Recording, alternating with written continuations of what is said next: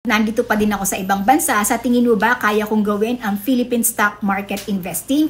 Concern po yan ng isa sa ating mga followers. Ito po yung mga questions na ibibigay ko sa iyo and then tingnan mo kung kaya mong sagutin.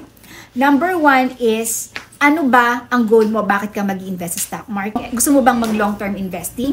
Number 2 is, ano yung capability to invest mo? Magkano yung kaya mong invest? Dahil ang stock market, hindi naman ito pang mayaman lang eh. Basta, willing to save and invest ka, or capable to invest ka. Number 3 is, ano ba yung time na kaya mong i-monitor sa stock? Super busy ka ba? Pwede ka mag-long-term investing. Number 4 is, ano ba yung risk appetite mo?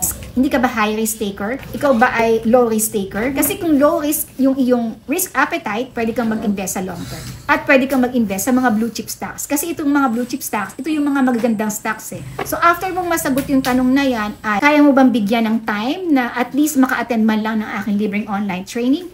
Para maituro ko naman sa'yo kung paano at ma-explain ko mabuti how the stock market works. Mahirap kasi mag-invest na hindi mo alam kung ano yung ini-invest mo eh, di ba? Kung ano yung pinapasok mo.